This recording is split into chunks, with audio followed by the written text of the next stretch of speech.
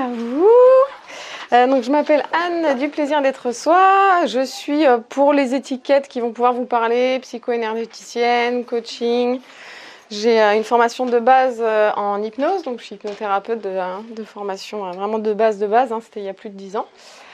Et donc là-dessus se sont rajoutées au fur et à mesure des années plusieurs formations en géobiologie, en spiritualité, en énergétisme et en méditation de pleine conscience et puis en yoga dernièrement. Donc ça c'est le bloc boîte à outils.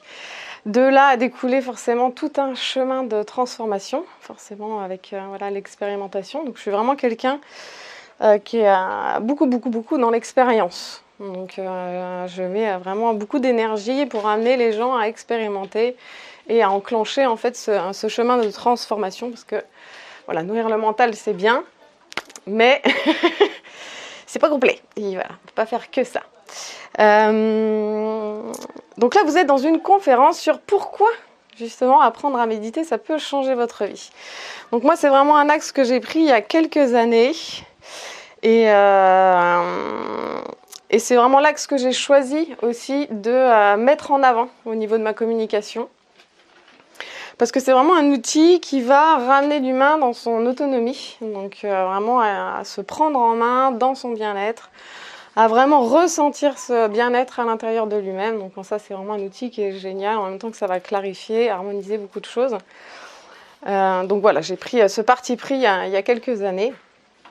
Qui d'entre vous, du coup, pratique déjà la méditation Ok. Je vais commencer. Tu mets un orteil Est-ce que vous savez quel type de méditation, pour ceux qui pratiquent, vous pratiquez? Là, ça se corse, là. Donc moi, je vais vous parler essentiellement de méditation de pleine conscience. Donc il y a plusieurs courants de méditation. La pleine conscience, comme vous avez pu le constater, est en train d'inonder les États-Unis et l'Europe depuis plusieurs années. Alors c'est pas pour rien que ça fonctionne comme ça depuis quelques années, c'est qu'en fait on est parti d'un courant qui arrive de la tradition bouddhiste, mais qui a été retravaillé avec un Américain qui s'appelle Jon Kabat-Zinn pour vraiment coller aux besoins de l'esprit occidental, qui n'est pas du tout pareil que les besoins qu'ont les orientaux. Donc eux, ils ont beaucoup ce besoin de développer les chakras du haut, et nous, ici, on a beaucoup le besoin de développer les chakras du bas. Ce mental, on connaît, hein, la sphère 8. Donc du coup, ça fait que c'est une manière différente en fait d'amener la méditation, de pratiquer la méditation, et donc ça a été retravaillé. Et il y a des programmes donc qui ont été créés, et de là en fait c'est devenu carrément accessible en fait à nos besoins, à notre langage. On est sorti aussi du côté dogmatique en fait de la religion, qui n'est pas vraiment une religion, mais bon, le bouddhisme, voilà, très rapidement on va avoir l'esprit qui va vouloir coller une religion dessus. Donc on est sorti de ça. Et on a amené quelque chose de très pragmatique, très cartésien, ABCD égale E. Donc du coup, ça a fait ça a fait comme un raz-de-marée en fait sur l'Europe. Donc aujourd'hui, on retrouve en entreprise, dans les écoles, il y a des centaines et des centaines de gens qui se mettent à la méditation. Maintenant, on a des applications type Petit Bambou qui rendent vraiment accessible en fait cette pratique. Et donc, ça fonctionne de mieux en mieux. Les gens trouvent vraiment en fait leurs besoins là-dedans, trouvent leur épanouissement aussi et leur équilibre. Parmi ceux qui méditent, là, ça fait longtemps que vous méditez? Moins d'un an? Moins d'un an? Plus d'un an? Moins de 2. Plus d'un an du coup? Non? Ouais. À quelle fréquence? Depuis 15 jours tous les matins. Depuis 15 jours tous les matins? Ouais. Donc tu dois déjà sentir la différence là. Ouais. Qui est sur du quotidien? Ok, une fois par semaine? C'est variable. Oui, mais on fait tu vois, grossièrement quoi. Une fois par mois? Ok, ça se corse. L'idéal, on parle bien d'un idéal, hein. L'idée c'est pas de se flageller si on n'y arrive pas. Mais l'idéal, c'est vraiment que la méditation rentre dans une forme d'hygiène en fait du quotidien et qu'on arrive à le rentrer du coup dans une pratique quotidienne. Même si c'est 5 minutes ou 10 minutes, vous allez voir la différence. Donc il ne s'agit pas forcément au début de partir sur je vais me faire une demi-heure, 1 heure de méditation. Surtout si vous êtes sans audio, sans aucune guidance, voilà, privilégiez des temps plus courts pour vos méditations, pour vraiment réussir à enclencher cette habitude dans votre quotidien. L'idée, c'est qu'on prend soin de son cerveau à ce moment-là. Donc aujourd'hui, il y a énormément d'études scientifiques qui montrent les effets de la méditation sur le cerveau. Donc là, on est vraiment dans la science et les études elles commencent à s'aligner les unes derrière les autres. Donc notamment par rapport à l'élasticité du cerveau. Donc ce qu'on met derrière l'élasticité du cerveau, c'est comment le cerveau va gérer un peu toutes les données qu'il reçoit dans son quotidien, que ce soit les émotions, que ce soit les sensations corporelles, que ce soit les expériences de vie. Tout ça, ça passe forcément par le filtre de notre cerveau, du mental. Et donc on a ou pas une élasticité, en fait, une manière de réagir ou de non réagir face à la vie. Donc tout ça, c'est géré par le cerveau. Et donc forcément, la méditation va venir travailler au niveau du cerveau. Ça va venir avoir des effets aussi au niveau des chromosomes. Donc on est vraiment sur quelque chose de très très profond. On se dit, ouais, c'est bien, je me pose, je médite, juste j'ai du bien-être. Mais non, c'est des choses bien plus profondes qui sont au niveau cellulaire, en fait, qui se mettent en vie. Est-ce que vous avez des questions déjà jusque-là? Oui, il y en a plein. Ouais, vas-y, on est là pour ça. Oui, la méditation, vous dites qu'il y a des données scientifiques aujourd'hui qui prouvent que ça apporte un impact sur le corps humain. Sur le corps, sur l'esprit, la gestion des émotions. Ouais. Mais ça, c'est tout récent, ça. Il y a des études depuis les années 60 à peu près. Hein. Ah oui, ouais. Mais des grosses études avec des méta-études en fait assez récents. Ouais. Ah oui. Là aujourd'hui, vous avez un DU de méditation, médecine, neurosciences et méditation en France. Donc dans le Nord, c'est qui a posé la question? Ouais. Dans le Nord. Ah oui, il y a un DU. Ouais. Donc le fait que ce John Kabat-Zinn, il est vraiment en fait travaillé parce que lui c'était un scientifique. Donc il est arrivé avec cette technique-là, avec le yoga aussi, et il a monté une clinique du stress aux États-Unis. Donc à partir de là, en fait, il avait déjà une position reconnue en tant que scientifique. Donc ça a ouvert une porte, et après voilà, il a suffi de retravailler finalement la technique et pour pouvoir pleinement l'adapter. Et à partir de là, ça a fait une déferlante en fait. Mais des études bien concrètes, ouais, ça fait il y a quelques années là qu'on commence à avoir des bons chiffres. Il n'y a pas David Servan-Schreiber? Je sais pas. Il a monté une clinique à Pittsburgh. Où c'est? Aux États-Unis? J'en ai pas entendu parler. Après, comme je vous disais, moi je suis quelqu'un d'expérience, je passe pas mon temps dans les bouquins, les trucs. Donc du coup, j'ai pas toujours des connaissances plus littéraires ou les noms et tout, mais du coup, il y en a beaucoup finalement qui se sont penchés sur le sujet de la méditation, sur les effets de plus en plus en fait, parce qu'on voit bien que dans la gestion des émotions, dans la gestion de la dépression, il y a vraiment des effets qui sont importants. Ça permet de réduire les doses de médicaments. Les gens ils sortent de la dépression avec la pleine conscience, avec des programmes. C'est pas rien. Quelqu'un qui est dans la dépression depuis des années, c'est vraiment compliqué. Donc, et du coup, la personne arrive à sortir de ça. C'est quand même cool. Parce qu'on avait peu de leviers à part médicamenteux et un travail psychologique sur ce type de problématique, par exemple. Et là, ça sonne vraiment comme merci quoi. Toute la méditation n'est pas en pleine conscience. Non. Ouais. Alors en fait, la pleine conscience, ça va être le démarrage de toutes les méditations, quasiment. Sauf qu'il y en a d'autres après qui vont vous faire prendre un axe différent dans la pratique. Il y en a qui vont vous faire partir, il y en a qui vont vous faire redescendre. Donc l'idée, c'est la pleine conscience, elle ramène vraiment ici et maintenant. La plupart des problématiques, c'est parce qu'on rentre en réaction avec ce qui nous arrive, que ce soit physique, que ce soit émotionnel, que ce soit en termes de croyances. Il y a tout ça qui se joue, on appelle ça le pilote automatique en fait. Ça c'est 98% des gens, on est là-dedans, on fait pas gaffe, on traverse notre vie comme un TGV et on arrive au bout, on dit ah bah merde, qu'est-ce qui s'est passé ? Donc l'idée c'est vraiment de ramener de la conscience, de ramener la présence, et de ramener la conscience et la présence, ça a un impact phénoménal finalement sur le bien-être. Parce qu'on arrête de rentrer en réaction. Pour un exemple assez concret, hier il y a une méditation auquel j'ai participé qui s'appelait une méditation Anapana, qui est un courant de pleine conscience aussi. Et donc la personne, on était en extérieur au niveau du Barnum, et il y avait pas mal de bruit en fait autour. Il y a du bruit quoi, c'est un salon. Et à la fin de la méditation, donc il y a des gens qui sont venus échanger avec l'intervenante. Et donc j'en entendais qui disaient ah bah oui mais alors le bruit et machin, et là du coup c'est pas du tout les bonnes conditions pour faire de la méditation. Ça en fait dans la pleine conscience vous entendrez jamais ça. C'est-à-dire que tout ce qui se passe ici et maintenant, c'est juste parfait. C'est-à-dire que quel est moi mon point de vue en fait vis-à-vis de ce bruit ? Est-ce que je suis en accueil et je viens connecter cet espace de calme à l'intérieur de moi au-delà de ce bruit ? Ou est-ce que ce bruit il m'horripile et je suis là, ça m'énerve ? Ah bah là, du coup, le mental il agrippe le truc et puis il en fait une montagne quoi. Et dans la pleine conscience, on vient vraiment travailler cette non-réaction.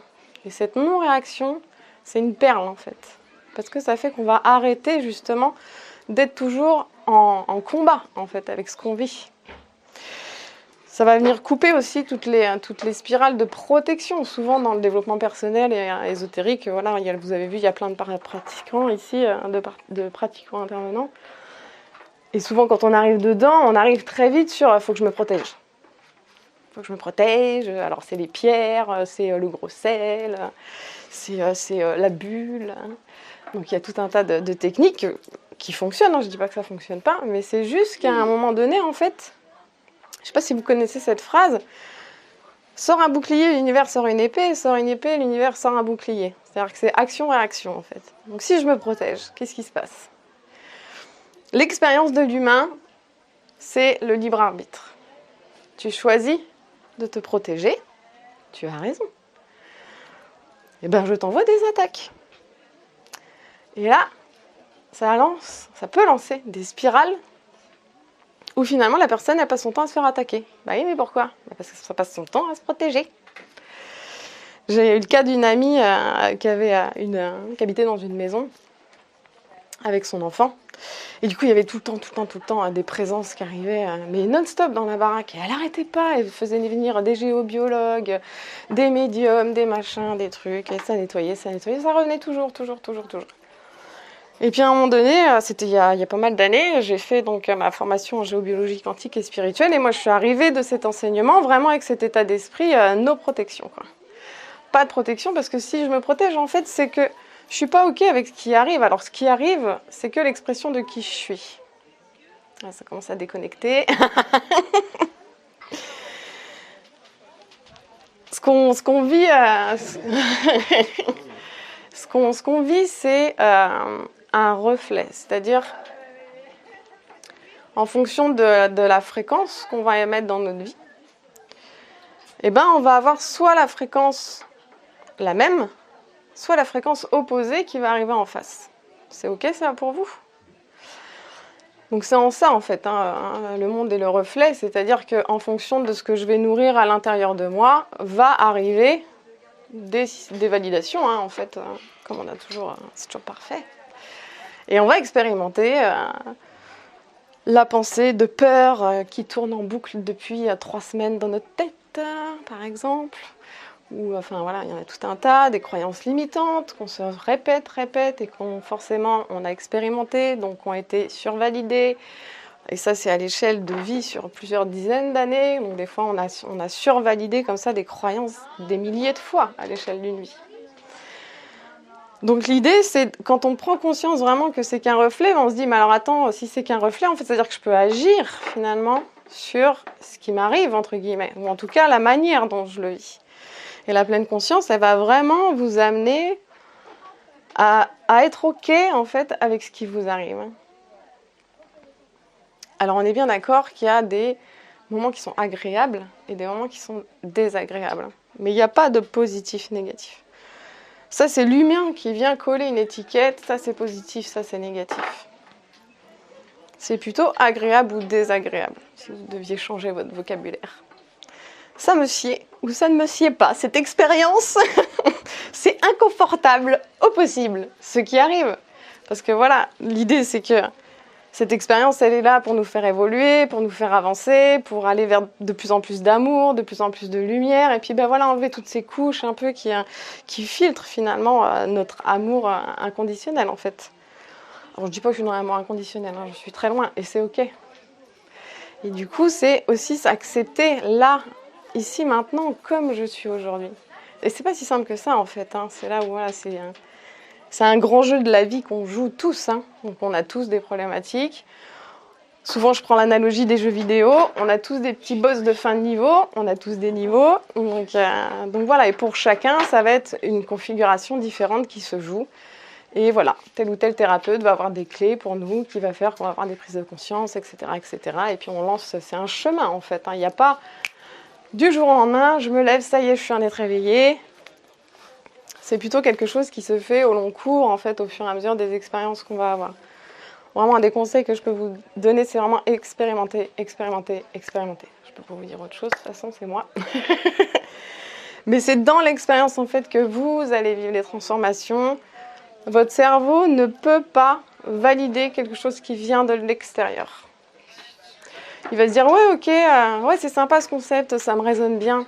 Mais s'il ne l'expérimente pas, il ne pourra pas le valider. Il ne pourra pas valider, il faut que ça vienne, que la transformation vienne d'un mouvement intérieur à vous-même. Et ça, c'est dans l'expérience que vous allez accélérer en fait vraiment le processus de transformation. Des questions jusque-là? Je vous perds pas trop, ça va? Ouais, des questions? J'avais vu une vidéo d'un chef d'entreprise, il faisait de la méditation. Et il disait que ça lui apportait beaucoup parce qu'il était dans un grand groupe et il parlait de silence. Il disait que ça lui permettait de se poser et d'être dans le silence. De clarifier, ouais. C'est-à-dire, c'était un moment à lui, hein, bien sûr, c'était un moment à lui, mais il se déconnectait par rapport à tout ce qu'il avait à gérer dans son travail. Et il se recentrait. Il exprimait comme ça permet de faire un recentrage sur lui-même. En fait, c'est vraiment ce qu'on fait. Hein. Au moment où on se pose et on se dit, bon, bah, je rentre dans ma méditation, on vient vraiment chercher cet espace à l'intérieur de soi où, quoi qu'il arrive, j'ouvre un peu, hein. Quoi qu'il arrive, c'est calme à l'intérieur. Quoi qu'il arrive. Quoi qu'il arrive, d'arriver à connecter cet espace, en fait, même si ma vie, c'est un cyclone, je suis l'œil du cyclone. Et de passer, en fait, de réussir à passer derrière cette tornade, d'expérimenter cette tornade, parce que c'est pas non plus une fuite de l'expérience que je suis en train de vivre. Je suis ok, voilà, je vis cette expérience, agréable ou désagréable, c'est pas grave, de toute façon, c'est ce que je me propose. Mais par contre, je peux trouver cet espace, effectivement, de calme et de silence à l'intérieur, malgré du bruit, malgré des douleurs ou des maladies chroniques. Hein. Et donc, effectivement, du coup, l'effet de cette pratique, c'est vraiment une gymnastique du cerveau. Hein. Au début, souvent, je prends l'analogie avec le surf. Au début, quand on commence à méditer, bon, allez, ok, c'est ma méditation, je m'assois, je me pose. Et là, ça y est, le truc, il s'enclenche. Mental à fond. Et là, en général, il y a deux situations. Soit la personne, elle lâche l'affaire et elle se dit, mais la méditation, c'est pas pour moi, c'est pas possible. De toute façon, j'arrête pas de penser, c'est n'importe quoi, c'est pas fait pour moi. Soit la personne, elle perdure, en fait, et comme au surf, en fait, elle passe derrière la barre des vagues. Et c'est vraiment ce qui se passe quand on commence la méditation. Il y a vraiment cette première barre où, comme la personne, elle n'est pas habituée à se poser, ne rien faire, parce que la méditation, c'est l'art d'être, pas de faire. Et bien du coup, le mental, il arrive, il dit « Ah, c'est panique à bord », mais panique, hein. Donc là, le cerveau, il se dit « Non mais attends, tu serais mis en train de faire ça, et puis t'as ça à faire, et puis là, j'ai mal au dos, et puis machin, et puis ceci », puis il nous en sort des caisses et des caisses. L'idée, c'est que plus vous allez vous entraîner, en fait, c'est comme un muscle, hein. Vous allez vraiment acquérir et trouver cet espace à l'intérieur où c'est vraiment calme et là où vous pouvez vous ressourcer. Donc c'est pour ça que dans l'idée, souvent au début, c'est bien d'être guidé. Parce que seul avec soi-même, comme je dis, on rentre dans les méandres de la psyché. Et alors là, c'est la porte ouverte à toutes les fenêtres. Ça se complique sérieusement. Ça dépend des structures, mais ça peut vraiment se compliquer parce que ce qu'on a l'habitude de faire aussi, c'est de fusionner avec nos pensées et de penser que nos pensées sont vraies. Ce qui n'est pas vrai. Les pensées ne sont pas des faits, en fait. C'est vraiment une expression du mental. C'est un mouvement furtif. Et l'idée, c'est aussi de commencer à prendre cette distance, en fait, vis-à-vis de la sphère des pensées et d'arrêter, en fait, de fusionner et de penser que, oui, je suis qu'une merde, oui, j'arrive à rien. Je ne vous parle pas des pensées positives, hein, sinon c'est pas drôle. C'est pas celle-ci qui nous dérange. Mais bon, voilà, le bagage de croyances qui est lié aux blessures, on en a plein, hein, des pensées qui passent, il suffit qu'on soit un peu plus fatigué ou quoi ou qu'est-ce, et puis bah, alors là, on a tout le TGV qui arrive. Et la pleine conscience va vraiment vous aider à prendre de la distance et à vous dissocier en fait de ce type de pensée. Qu'est-ce qui se passe quand on se dissocie? C'est qu'elles commencent à avoir moins d'effets. Elles n'ont plus cet effet en fait nocif. Et plus on continue à ne pas en tenir compte en fait, plus elles perdent en force et elles finissent par disparaître. C'est pour ça que c'est vraiment quelque chose qui s'inscrit dans la durée. C'est dans la répétition que vous allez acquérir en fait cette force mentale aussi, cette force émotionnelle, cette force de traverser et pas juste rester bloqué devant le mur en disant mais il y a un mur. Voilà, d'apprendre à soit passer sur le côté, en dessous, au-dessus, de faire un bisou au mur, en tout cas de passer à l'étape d'après. C'est clair là, hein, d'autres questions? Donc pour ton exemple là, effectivement, professionnellement, ça joue beaucoup. Hein. Moi, j'accompagne beaucoup de professionnels et sur des gros postes aussi à responsabilité. Et en fait, voilà, ça amène vraiment beaucoup. Ça amène beaucoup aussi dans la clarification. C'est-à-dire qu'au fur et à mesure de vous mettre en méditation, de laisser passer, la pensée, elle pense. Hein. C'est ce qu'elle fait, c'est à ça qu'elle nous sert. Donc l'idée, c'est pas de plus avoir de pensée. Parce que la baisse en fait, des activités du mental, c'est un effet qui se coule de la méditation. C'est-à-dire que ça va arriver dans un second temps. Mais c'est à force de ne pas y faire attention. Finalement, les laisser passer. Et ben, on va avoir une clarté d'esprit vraiment qui va s'installer. Et du coup, on va avoir cette paix du mental. Mais elle n'arrive pas tout de suite. Comme un truc magique. On peut avoir des prémices, on va avoir des effets bien sûr pendant la méditation, où on va toucher ce calme. Mais pour vraiment qu'il s'inscrive de manière pérenne en fait dans la vie de la personne, c'est encore autre chose. Entre c'est présent quand je médite et c'est présent tout le temps dans ma vie, c'est deux choses différentes. Et là encore, c'est vraiment dans la répétition que vous allez venir toucher de plus en plus en fait cet espace et de par votre pratique, ça va naturellement en fait découler dans votre vie quotidienne. Voilà. Sur votre 15 jours, moi je vois pas de... Tu vois pas d'évolution? Oui, le mental, mais ouais, ça va pas venir tout de suite. Je vais pas mentir, hein, ça vient pas venir tout de suite. Surtout qu'en plus, nous, on est hyper habitués à faire mental. On entend le bruit de la musique d'au-dessus. Voilà. Ouais, bah voilà, réaction, ah, m'énerve, en plus, elle a coupé mon arbre. Ouais. Ah bah oui. Ah bah oui, en 15 jours, tu peux pas... Hein. Ouais. Les effets que tu vas ressentir sur 15 jours, c'est plus un calme. Oui. Ouais. Et puis peut-être une vibration que tu sens quand même plus élevée que d'habitude, plus peut-être d'ouverture au monde. Et, ouais. Ça va arriver très rapidement. Le mental, c'est quand même... c'est un boss hein, pour nous. Ouais. Donc du coup, ça vient en inscrivant quand même sur un peu plus long terme. Ça dépend des gens, et puis ça dépend de la pratique, ça dépend s'ils sont guidés ou pas. Je fais que 5 minutes. Ouais. Je vais faire petit. Ah oui, il vaut mieux faire petit et de manière récurrente. Ouais, complètement. Complètement. Ouais. Alors la guidance, elle se fait comment? Enfin, quels sont les après, il y en a plein maintenant aujourd'hui qui accompagnent en fait avec la pleine conscience. Moi, je vais te parler de ce que moi je propose, tu vois. Moi, je propose différents types d'accompagnement. Il y en a en collectif, il y en a en individuel, il y en a à distance, il y en a en présentiel. Il y en a qui sont très accessibles. Donc, par exemple, j'ai un programme en ligne qui s'appelle le programme Zen 30. Donc là, c'est vraiment fait pour débuter avec la méditation. C'est 1 mois de formation. Et première semaine, 5 minutes. Deuxième semaine, 10 minutes. Troisième semaine, 15 minutes. Quatrième semaine, 20 minutes. Avec des cours et un livret d'accompagnement. Donc ça, c'est vraiment, c'est la base en fait que j'ai créée pour que des gens qui n'ont jamais finalement mis un pied dans la méditation, mais qu'on entend parler depuis des années là maintenant, hein, et qui se disent, bon bah peut-être qu'il faudrait que j'essaye, et ben ils puissent justement mettre ce pied à l'étrier, parce qu'après on a des gros programmes qui arrivent, mais qui sont beaucoup plus engageants, qui demandent 40 minutes de pratique quotidienne.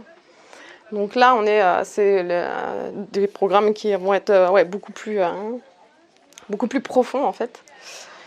Et après, moi, j'ai un enseignement, du coup, en collectif, qui est proposé, où là, je demande 10 minutes de pratique par jour. Et là, on se voit 1 fois par mois, pendant 10 mois. Donc, c'est comme vous allez faire votre activité de yoga à l'année, bah, là, vous allez faire la méditation. Et donc ça, c'est les trois offres principales moi, que j'ai avec la méditation. Après, j'ai aussi un outil à base de méditation qui est pour travailler sur les croyances. Donc là, tu vois, c'est très précis. C'est-à-dire que la personne, elle a détecté ou elle se heurte finalement à un problème dans sa vie. Et l'idée, c'est d'aller rencontrer la croyance qui est active et de passer la barre. Et de passer à autre chose. Et donc avec l'outil de la méditation aussi. Donc ça, moi, c'est ce que je propose aujourd'hui. Et j'ai créé ça parce que finalement, à la base, j'avais que le programme de 40 minutes là, sur 8 sessions. Et je me suis très vite rendu compte en fait qu'il y avait un besoin des gens, mais qu'il n'y avait rien en fait pour vraiment les aider à démarrer avec cet outil-là. Donc du coup, j'ai créé les deux autres programmes. Ça répond à tes questions. Et après, la guidance, en fait, quand c'est en groupe ou en individuel, c'est assez facile. Dans les échanges qu'on a ou quoi aux caisses, déjà il y a beaucoup de communication qui va se faire. Et dans les méditations, moi je sais très bien où je vais, donc je sais où j'emmène les gens. Donc voilà, en fonction du groupe aussi, vu que moi j'ai vraiment été formatée entre guillemets à l'intuitif. Du coup, en fait, je travaille sur la plateforme de groupe. Donc quand je suis un groupe, je suis branchée sur le groupe et c'est ce dont le groupe a besoin qui va se présenter dans la méditation. J'ai aucune méditation qui est préécrite. Là, la conférence, je ne l'ai pas préparée. J'ai juste marqué un titre. Donc l'idée, c'est vraiment de... Enfin voilà, moi j'ai ce truc, tu vois, très intuitif qui fait que je me branche à la structure de la personne ou la structure du groupe et du coup je remonte à l'information, quoi. Et ça, c'est d'autres outils qui m'ont permis d'acquérir ça. Mais ça peut s'acquérir par la méditation aussi. Enfin, tous les chemins mènent à Rome. Ça répond? Ouais, je sais plus. C'est combien ton groupe? Pardon? Dans le groupe, il y a combien de personnes? Le groupe, c'est un groupe d'une dizaine de personnes à peu près. Ouais. C'est à Rochefort, là, 1 fois par mois. Ouais, c'est pas des gros groupes parce que comme il y a un cercle de partage d'expérience, du coup, ça peut prendre quand même un certain temps, même si tout le monde n'est pas obligé de partager. Et donc, pour vraiment laisser de l'espace à chacun, c'est bien que ce ne soit pas des trop gros groupes. Pour revenir à la pratique. Ouais. Quels sont les moments idéaux Ouais. pour la pratiquer? Le matin, quand on est à jeun, est-ce que c'est le soir ou on peut faire le matin et le soir? C'est ça que je veux savoir. En fait, dans l'idée, tu fais quand tu veux. Voilà, dans l'idée. Ça peut être sur son lieu de travail. Ça peut être sur son lieu de travail, ça peut être sur tes toilettes, tu fais ce que tu veux. Non, mais dans l'idée, c'est ça, parce que finalement, en fait, ce qui va se créer, c'est que tu vas devenir pleine conscience. Donc, en fait, la vie, tu vois. Donc, finalement, c'est tout le temps, c'est quand tu veux, c'est maintenant. Donc, du coup, alors après, il y a des trucs qui vont être facilitants. Donc, effectivement, tôt le matin, ça va être facilitant parce qu'on n'est pas rentré dans sa journée encore et donc on n'a pas déjà le petit boulot qui est à 100 000 en mode to-do list à donf avec les gamins, le truc, le machin. Donc l'idée, voilà, le matin, du coup, ça va être un espace qu'on peut privilégier. Le soir, c'est intéressant aussi. On peut peut-être plus rentrer en mode bilan, même si c'est un peu un mouvement du mental, ça. Mais du coup, le soir, il y a une énergie aussi qui est agréable pour méditer. Mais ça dépend vraiment de chaque individu et ça dépend de chaque période de vie. Moi, il y a des périodes de vie où j'ai médité le matin dès le réveil. Il y a des périodes de vie où je médite en fin de matinée. Il y a des périodes de vie où je méditais juste le midi avant de reprendre le boulot. Et puis d'autres périodes, c'était le soir. Donc l'idée, en fait, c'est plus d'expérimenter. Qu'est-ce qui me convient le mieux? Comment je peux finalement l'agencer dans mon agenda? Vous allez voir sur la grille des événements, il y a un truc sur construire son rituel bien-être. Je ne sais plus quel nom j'ai mis encore. Non, puis alors, il y a tellement d'événements cette année, j'ai pas tout mis déjà. Construire et mettre en place la routine matinale. L'idée, en fait, c'est vraiment parce que vous allez en entendre plein des configurations. Faites ça, ça va changer votre vie. Donc ça, il y en a plein. Mais l'idée, c'est que chaque individu est tellement, en fait, unique que pour chaque personne, il va y avoir finalement quelque chose qui, lui, va lui correspondre. Et du coup, enclencher la méditation dans sa vie, et bien pour quelqu'un, ça va être le matin, et pour quelqu'un, ça va être le soir. Et voilà, et pour quelqu'un, ça va être au boulot, et pour quelqu'un, ça va être 5 minutes, pour quelqu'un, ça va être 40 minutes. Et voilà, c'est vraiment se adapter finalement à qui on est, quel est mon besoin de l'instant, qu'est-ce que je peux mettre en place à ma hauteur aujourd'hui.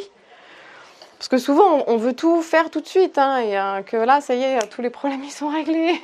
Mais ça ne marche pas comme ça. Donc l'idée, c'est plus qu'en fait, voilà, on construit son temple. Donc tiens, je vais mettre telle pierre là, je vais expérimenter. Donc c'est pareil, je fais pas juste pendant 2 jours ça, et puis ça y est, j'ai un avis béton armé dessus. Non, l'idée, c'est d'expérimenter quand même un certain temps, telle ou telle technique, voir si ça vous correspond ou pas, et si vous en retirez quelque chose, quoi. Donc pas vraiment de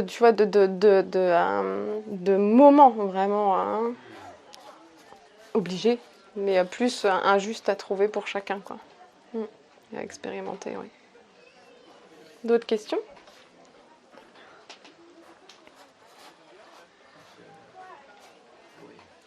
Ah bah vas-y, hein. Je suis là pour ça. Vous êtes là pour ça. Vous avez parlé de dépression. Ouais. Donc, est-ce que aussi par rapport à la gestion du stress, ça peut avoir... Carrément. En fait, le stress, la mécanique du stress, souvent, c'est une mécanique soit de je regarde dans le rétroviseur, j'ai vécu ça il y a 5 ans, ou il y a 6 mois, ou il y a 10 ans, et aujourd'hui j'ai peur que ça se reproduise, donc je stresse. Soit je regarde en avant, et on est par anticipation, je me dis l'entretien d'embauche que j'ai dans 2 jours, c'est la panique, je ne l'ai pas préparé, et là on est en anticipation en fait par rapport au futur. Mais ce qui se passe, c'est que souvent le stress, en fait, il se présente quand on est sur un système de projection, soit dans le passé, soit dans le futur. Et en fait, ce système de projection, il va être coupé par la pratique de la méditation. Donc forcément, au-delà du fait que quand je médite, ça me fait du bien et je me sens bien, il y a aussi l'effet que la méditation va couper en fait les spirales de projection. Ou alors je vais me voir partir en projection, mais je vais tout de suite savoir me ramener, plutôt que de foncer en fait dans le gouffre qui est la projection mentale, quoi. Il y a un gros du job qui consiste dans la pratique à je me ramène, je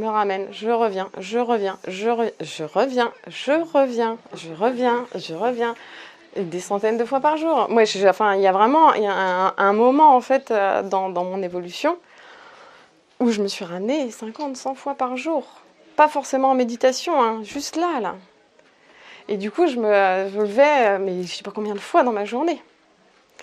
Et il y a vraiment un moment où il y a cette bascule de je me ramène, parce que je pars, en fait. Et on est tous pareils, c'est pouf, ah ouais. Demain, hier, avant-hier, dans mon corps, le médecin, le truc, la voiture, le compte en banque.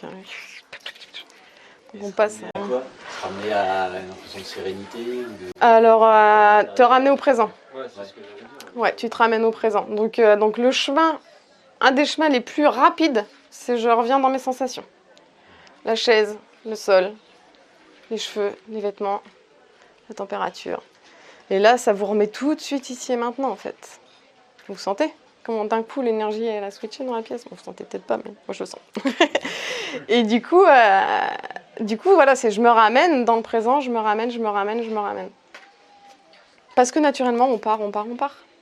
Et enfin, je veux dire, on est comme ça et c'est ok. Mais l'idée, c'est que quand la personne elle est comme ça et qu'elle est épanouie dans sa vie, d'accord. Mais si la personne elle est comme ça et qu'elle est dans des spirales d'autodestruction, dans des addictions, dans un mal-être, dans un couple où on se prend la tête H24. Enfin, ça, c'est pas une vie, ça. C'est pas une vie.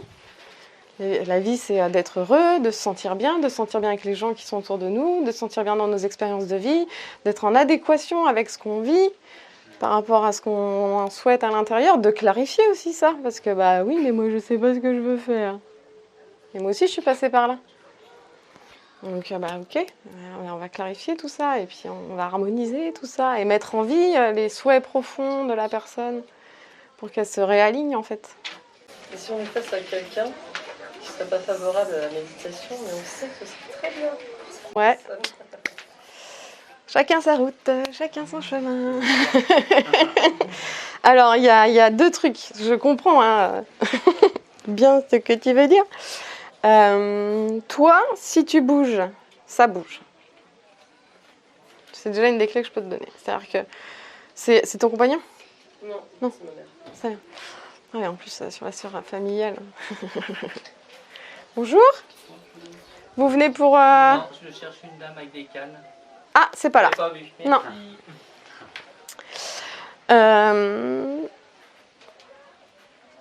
Il y a plusieurs choses qui se jouent dans les liens familiaux. Mais du coup, lâche l'affaire. C'est un premier truc. Parce que c'est son chemin. Et que du coup, c'est son chemin. Et donc la deuxième chose que je te disais, c'est si toi tu bouges, moi j'ai vu des cellules familiales bouger comme ça, juste parce qu'il y avait une personne qui travaillait sur elle, ça a bougé tout le système familial. Donc l'idée c'est toi, en travaillant sur toi, ça va pouvoir bouger aussi chez ta maman et chez dans le lien que tu as avec elle. Parce que tu peux pas dire à quelqu'un fais ça. Tu peux que lui donner des conseils, lui dire ce serait bien, tu peux te renseigner, mettre des petites graines, tu vois, mais tu peux pas obliger une personne à faire quelque chose. Tu peux lui envoyer des petits reportages, tu vois, des petites vidéos YouTube. J'ai plein de vidéos YouTube. Et du coup, voilà, je sais pas si ça répond à ta question, mais de toi, en fait, déjà, tout peut bouger, quoi. Donc, après, c'est à toi de voir si tu as envie de bouger ça vraiment ou pas, si tu as envie de faire le job un peu, entre guillemets, à sa place. Si toi, tu le vis bien, si tu le vis mal. Parce que tu peux aussi prendre du recul par rapport au fait que ta mère, elle soit peut-être dans une spirale complexe et te sentir moins impactée, en fait, par ça. De comprendre que c'est son chemin de vie, que ça s'inscrit dans une ancestralité aussi, sur plusieurs, tu vois, lignes de vie, quoi. Et on est tous dans le même cas, On est tous des vieilles âmes aujourd'hui, Donc l'idée, c'est vraiment de prendre du recul. Ouais, si tu te sens impacté aujourd'hui dans cette relation, tu peux travailler sur la non-réaction. Ça répond à ta question. Après, c'est plus du cas par cas, on pourra en discuter après. D'autres questions ? Il nous reste un bon quart d'heure, on est large. Est-ce qu'on peut pratiquer en couple la méditation ? Ouais. Ouais, vous pouvez. Alors moi, je l'ai fait et puis j'ai arrêté aussi parce qu'à un moment, j'avais vraiment envie d'être dans mon énergie à moi, puis moi toute seule et de vivre ma méditation toute seule. Mais carrément, c'est compatible. Ouais, avec la compagne ou le compagnon, avec les enfants. Il y a des techniques maintenant de méditation qui sont accessibles pour les enfants. Vous avez un petit bouquin qui s'appelle « Calme et attentif comme une grenouille ». C'est vraiment des techniques de méditation pour les enfants. Donc oui, bien sûr. Après, c'est à chacun de s'écouter et de voir s'il n'y a pas ce truc, comme moi ça s'est présenté, en fait, d'avoir envie d'être seul. Mais oui, carrément. C'est possible. Il y a des CD de plus en plus. Moi j'ai un CD, il y a un peu on est guidé par une voix. Ouais. Ça peut être une porte d'entrée, un bon début. Ouais, mais tous les chemins sont bons, en fait. Enfin, tous les chemins sont bons. Si c'est OK pour vous et que vous le vivez bien, voilà. Moi, j'aurais plutôt tendance à vous dire, tournez-vous vers une technique de pleine conscience, mais vous allez ressentir du bien-être avec toutes les techniques de méditation, en fait. Enfin, rares sont les cas où vraiment c'est pas agréable. Mais, donc ça peut commencer par des audios. Le programme Zen 30 dont je parlais tout à l'heure, il y a des audios, en fait. Il y en a un par jour, du coup, qui vous jalonne, en fait, le chemin. Il y a 28 jours d'audio sur 30, quoi. Volontairement. Précise. La différence entre chemin vidéo et prendre des cours. C'est pour annuler les cours. Ouais, c'est clair. Ah bah oui. Si vous avez la possibilité de rejoindre un groupe ou d'avoir quelqu'un en fait qui va vous expliquer et qui va pouvoir s'adapter en fait à ce que vous vivez d'une semaine à l'autre, d'un mois à l'autre, c'est l'idéal. Hein. De toute façon, on ne remplacera jamais vraiment l'humain. Bah oui. Donc sur le programme Zen 30, moi je suis derrière. Vous pouvez me contacter n'importe quand parce qu'il y a une question, parce que si, parce que ça, parce que j'arrive pas à rentrer sur le Mais du coup, voilà, je suis derrière, donc il y a toujours. Hein. Mais en présentiel, bah alors là, c'est juste génial, c'est le top, quoi. En présentiel ou de faire des retraites. En fait, oui, voilà, ouais. Carrément. Après, choisir l'intervenant, bah, ça va être c'est l'humain qui parle. Hein. Est-ce que ça match avec cette personne-là Oui, non. Est-ce que je le sens bien Oui, non. Est-ce que je suis là Non, je sais pas. Bah non, j'y vais pas. Il y a l'endroit aussi, je suppose aussi. Non. Ah non. Moi, je démonte tous les trucs. Mais non, l'endroit, qu'est-ce qu'il a, l'endroit? Franchement, il est bien là. Tu sois dans un building ou que tu sois en pleine nature, ça va favoriser, ça dépend de quel type de croyance tu as par rapport à... C'est pour ça que... Parce que ça le froid de carrelage, moi je ne vois pas aussi. Mais d'accord.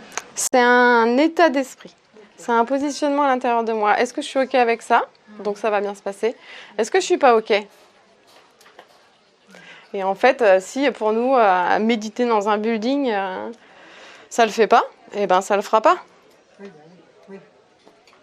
J'avais une copine qui faisait du Reiki, qui a été formée, et puis je lui disais mais pourquoi, parce qu'il y avait une de ces plantes qu'elle n'est pas trop bien. Je dis pourquoi tu fais pas du Reiki sur la plante? Bah non, le pot en plastique, non, le Reiki il passe pas. Je fais le Reiki il passe pas. Je fais l'énergie universelle, elle est partout en fait, que ce soit plastique ou pas. Là c'était le mental en fait de la personne qui posait un filtre en béton armé. Là, alors le plastique, c'est pas fantastique quoi. Ben oui, c'est ça. Bah ouais. Et c'est en ça que du coup, c'est intéressant au fur et à mesure de faire un travail parce qu'on va pouvoir auto-décoder en fait chez nous. C'est vraiment en fait là, moi, je suis sur une croyance limitante. Donc du coup, on va pouvoir agir dans le flux en fait tout courant de la vie. Mais au départ, faut déblayer et puis il faut y voir plus clair. Ouais. Donc dans l'idée, c'est quand même facilitant d'être accompagné. Ouais, carrément. Je dis pas que c'est pas possible sans être accompagné, hein, mais c'est facilitant. Hein, ouais.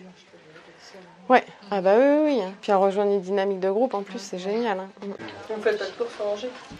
Non, je fais tout à Rochefort cette année. Ouais. Avant, j'étais plutôt itinérante, mais cette année, j'ai qu'un seul groupe de chaque enseignement et tout à Rochefort-sur-Loire. Parce que j'ai une salle chez moi dans un lieu un peu comme ça, avec plus d'arbres. Mais je m'y laissé le tout. Et du coup, bah, tu vois, je fais tout à la maison cette année. Ouais. Donc à Rochefort-sur-Loire, c'est à 10 minutes d'ici. Ouais. Pour info, il y a une belle énergie qui circule à Rochefort-sur-Loire. Parce que vous êtes de Rochefort vous aussi? Plus ou moins, ouais. Ouais. J'y suis plus ou moins le week-end et Ouais. la semaine je suis à Donnet. C'est juste à côté, hein. Ouais. T'es dans la bulle.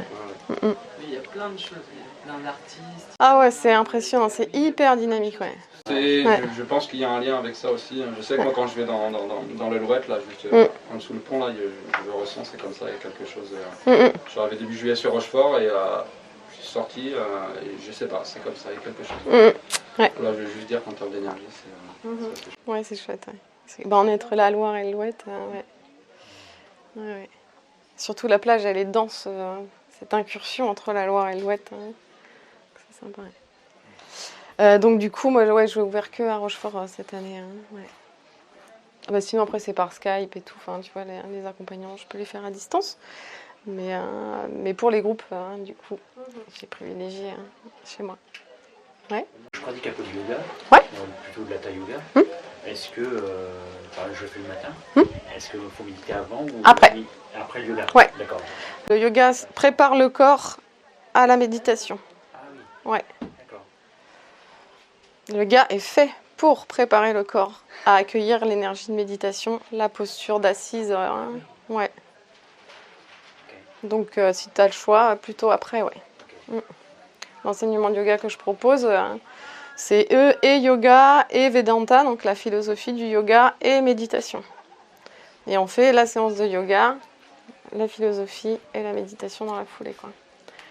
Pour vraiment, finalement, avoir tous les bénéfices de la séance qui arrivent sur la méditation. Du yoga aussi, Ouais, là, les enseignements que j'ouvre, il y a un enseignement de yoga, un enseignement de méditation et un enseignement sur le celtisme. L'école yoga, c'est Hatha Yoga, c'est Yoga Shivananda, mais c'est une base d'Hatha Yoga, donc de yoga traditionnel. J'ai fait un truc hier, ouais. Non, c'est pas Kundalini. énergétique non plus.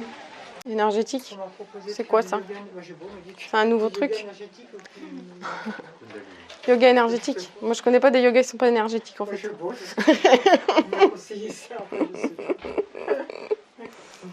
Et à Rochefort, c'est une fois par mois, c'est ça? Une fois par mois, et du coup, vous avez en fait une séance en audio que vous pratiquez en autonomie à la fréquence où vous voulez entre les sessions.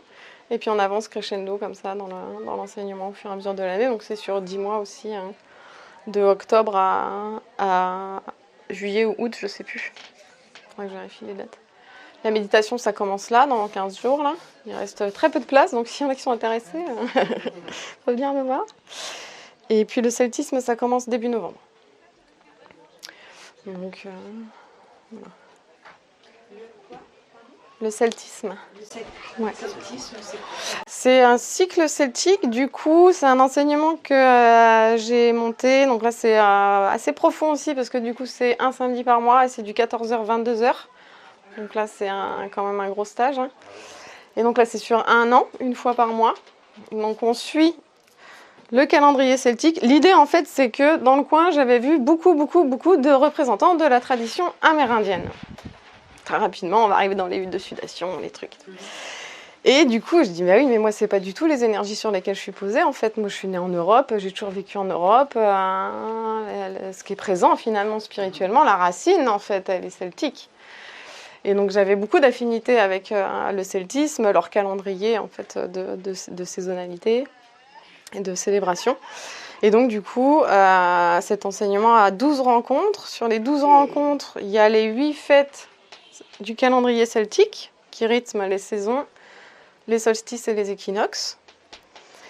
Et dessus, j'ai rajouté 4 harmonisations avec des éléments, donc la forêt, la terre, l'eau et la lune. Et donc, ça, ce sont les axes en fait de travail. Et sur chaque journée, vous avez de la méditation, un cercle de parole, l'enseignement, un rêve éveillé au tambour et une pratique. Donc à chaque fois, c'est Space Mountain, on part pour un mois. Space Mountain, on part pour un mois. Et donc voilà. Et donc à chaque période, en fait, il y a vraiment des axes en fait qui sont remontés en conscience, qui correspondent finalement à ce qu'on vit naturellement, mais pas en conscience. Et donc là, l'idée, c'est de faire ce travail justement en conscience. Et voilà, d'avoir des axes vraiment de travail prédéfinis qui vont nous faire avancer au fur et à mesure de l'année. En plus de toutes les pratiques qui vont être engrangées sur 1 an. Donc c'est vraiment un enseignement qui apporte beaucoup de bien-être, qui reconnecte vraiment à ce qu'on vit dans nos quotidiens, aux saisons, en quoi finalement les saisons influent. Combien il y en a en hiver, la fin d'hiver? Et voilà, donc ça peut éviter aussi ça, ou éviter de se dire j'en peux plus de la vie, bah oui mais non en fait c'est cyclique, et voilà, et tout ça c'est la grande boucle de la vie, et ça fait des millénaires et des millénaires que ça se reproduit, et juste moi je m'inscris là-dedans. Et du coup d'arriver de s'inscrire dedans et de danser avec en fait. C'est ça qui est différent, c'est je danse avec la vie, je danse avec ses rythmes, je les remets en conscience, et je m'appuie dessus pour évoluer. Donc c'est complètement différent. Donc le celtisme, c'est ça bien. Donc ouais, c'est un gros processus sur 1 an. Est-ce que vous avez d'autres questions? Ça ouvre début novembre. On commence sur le nouvel an celtique en fait, qui est début novembre.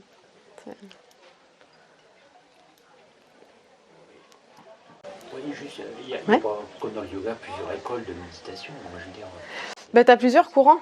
il y a plusieurs courants. Ouais, bah ouais. Ouais. T'as la pleine conscience, t'as la méditation transcendantale. Hier, tu vois, c'était méditation Anapana. La méditation Anapana, c'est il y a un processus qui s'appelle Vipassana, 10 jours de retraite en silence méditative, donc c'est 8 à 10 heures de méditation par jour. Donc c'est très très profond comme processus.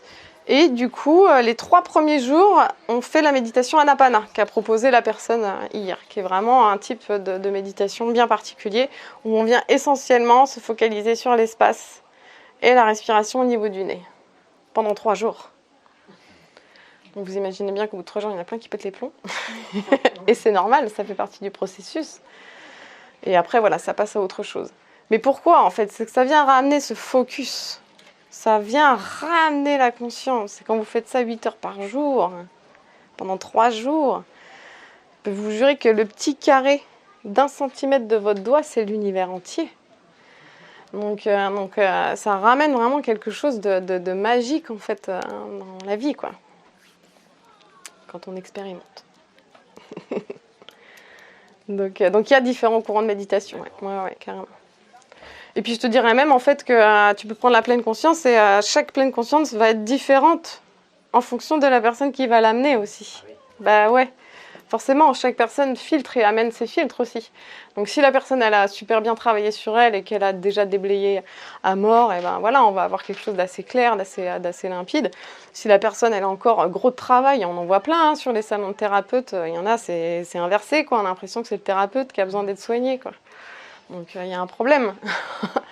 Donc voilà, donc après c'est à chacun de choisir avec qui ça match et avec qui je me sens appelée quoi.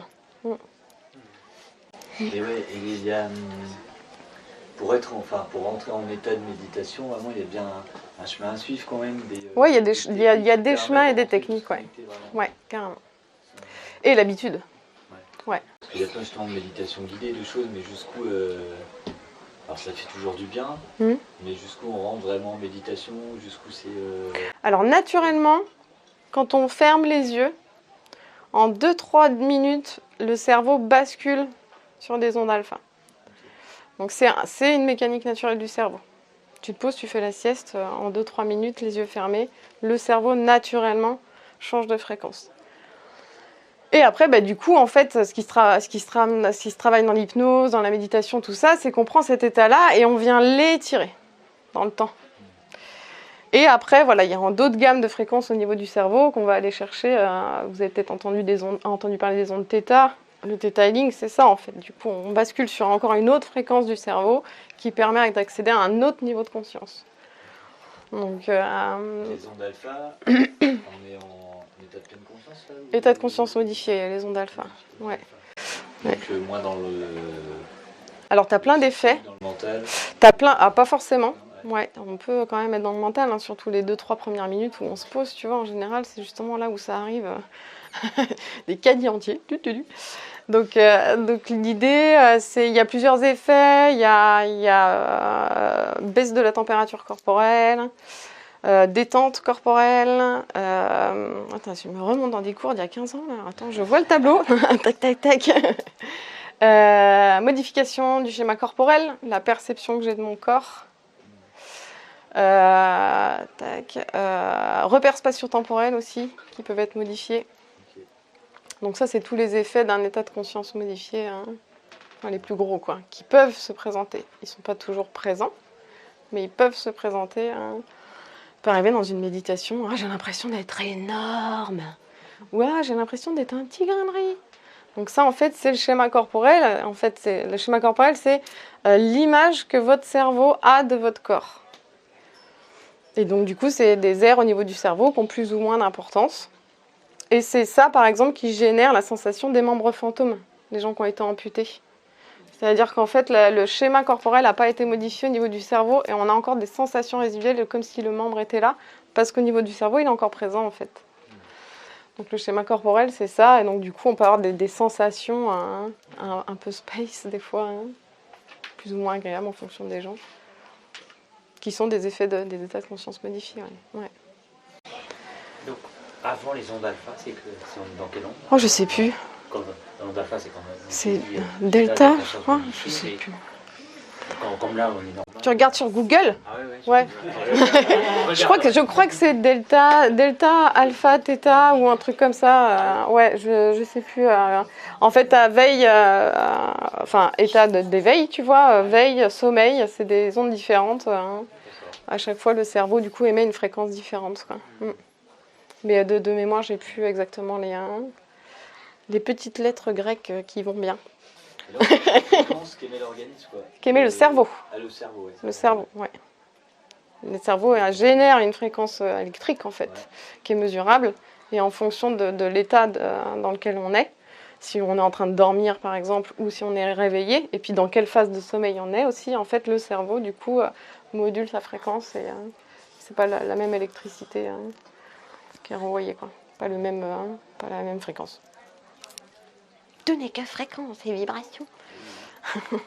Et c'est lié au psyché, du coup. C'est lié à dans quelle dynamique je suis, tu vois. Est-ce que je suis pleinement réveillée, tac, tac, tac. Est-ce que c'est le matin, je suis complètement engluée. Est-ce que j'ai les yeux fermés ou pas. Est-ce que je suis en train de dormir ou pas. Donc c'est plus en lien avec l'activité du corps, tu vois. Ouais. C'est assez pragmatique. Ouais. Et après, tu as tous ces exercices et tous ces outils qui vont influencer encore en plus. C'est-à-dire que naturellement, en état de plein éveil, tu vas rentrer sur des ondes alpha ou theta, et là, tu vas être en pleine présence, quoi. Donc après, on peut apprendre à aller chercher ces fréquences-là. Mais naturellement, elles sont générées déjà. On ne crée rien, en fait. On fait que amplifier ou... Une question qui me vient par rapport aux ondes alpha. Quand on est en phase de rêve, c'est des ondes alpha. Ah, je sais pas. Je l'ai su, hein. Je dis pas que je l'ai jamais su. Mais c'est à la cave. Là, ouais, ça remonte un peu trop loin. Mais tu dois pouvoir trouver l'information facilement. C'est juste avant. Ouais. Avant de rêver, on est en Alpha, c'est juste avant. Les ondes alpha, c'est entre la veille et le sommeil. D'accord. C'est l'état qu'on va chercher en hypnose. Donc c'est vraiment un entre-deux, quoi. Ouais, ça marche. Ouais, bah de toute façon, là, oui, on va libérer la salle, dites donc. Eh ben, on peut continuer dehors. Hein. Si vous avez des questions ou quoi ou qu'est-ce, du coup, je me mets juste à l'extérieur. Merci beaucoup. Et puis, pareil, ceux qui veulent recevoir les infos, même par rapport au programme, tout ça, eh ben, je vais prendre vos adresses et tout à l'extérieur.